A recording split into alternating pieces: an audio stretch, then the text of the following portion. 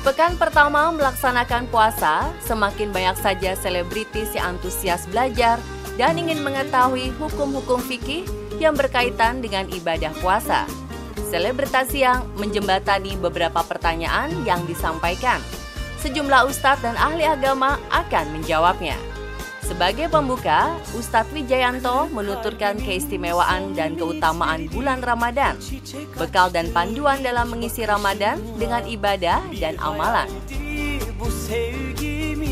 Dipersiapkan untuk orang muslim ketika menghadapi Ramadan. Pertama adalah sikap batin, karena siapa yang ahlan wa marhaban, yang ahlan wa sahlan wa marhaban terhadap Ramadan, dia senang dengan Ramadan, maka dijamin jasadnya tidak akan tersentuh oleh api neraka.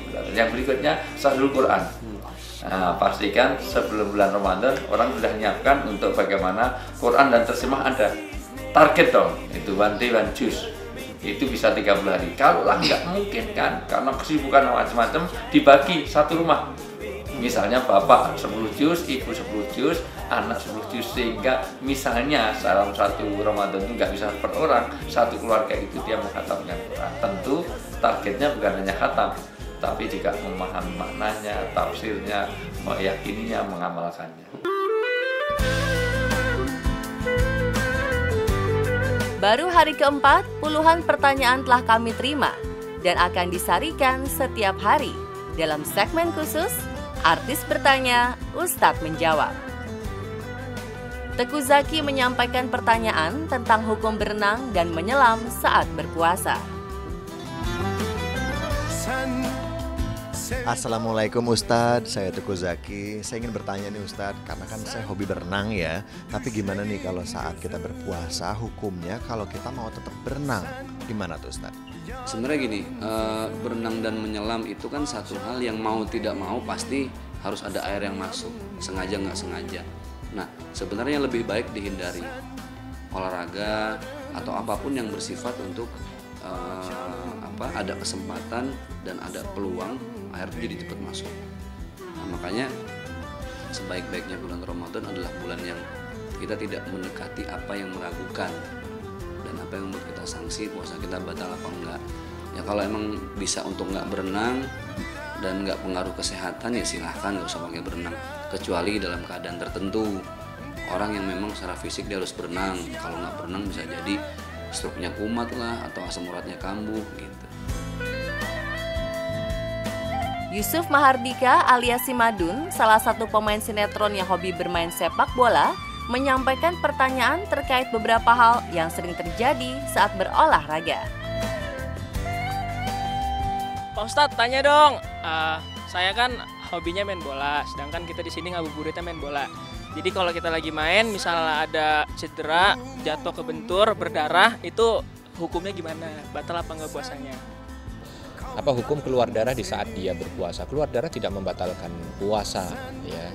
Keluar darah misalkan kena jarum, kena silet, kena apa, itu tidak ada masalah ya. Karena dia bukan memasukkan sesuatu yang akan membatalkan puasa itu ketika dia memasukkan sesuatu ya. Dari mulutnya dia masukkan apa ya.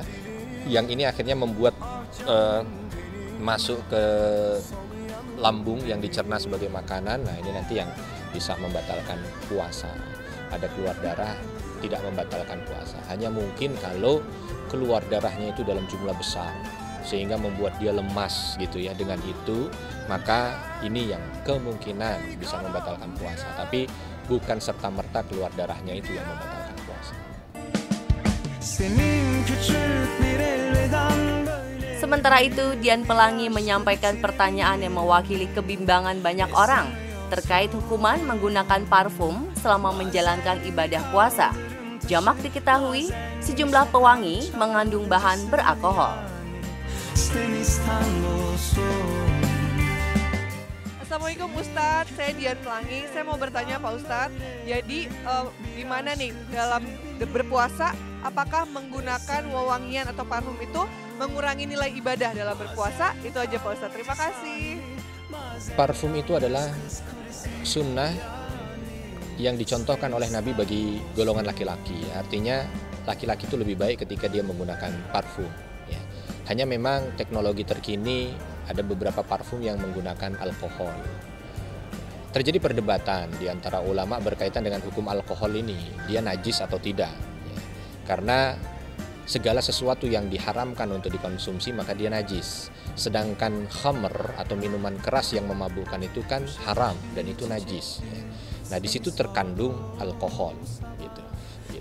Maka ada ulama yang mengatakan alkohol ini ketika tercampur dengan minyak wangi lalu dipakai di tubuh manusia atau di pakaian, sama saja dia dengan melumuri badan dan pakaian dengan sesuatu yang najis, sehingga ketika dia menggunakannya untuk sholat tidak sah sholatnya karena menggunakan pakaian yang najis. Karena dia mengkiaskan alkohol ini dengan khamr. Tetapi ada yang mengatakan bahwa alkohol ini beda dengan khamr, alkohol ini beda dengan minuman yang memabukkan gitu. Karena dia berdiri zatnya sendiri, karena minuman memabukkan itu ada alkohol, ada air, ya ada yang lain lagi mungkin gitu kan. Tidak bisa kita ambil parsial bahwa dia merupakan sesuatu yang najis gitu ya. Nah, maka mereka mengatakan tidak ada masalah. Nah, tetapi menurut saya pribadi ini ya, pandangan saya pribadi, saya termasuk bahagian yang mengambil bahwa alkohol itu bukan sesuatu yang bisa dikiaskan seperti khamar. Jadi bisa kita menggunakan minyak wangi dengan alkohol. Tetapi untuk jaga-jaga supaya kita bisa jadi lebih aman dan tidak ada pertanyaan lagi dalam hati, ya lebih baik gunakanlah parfum yang tidak menggunakan alkohol.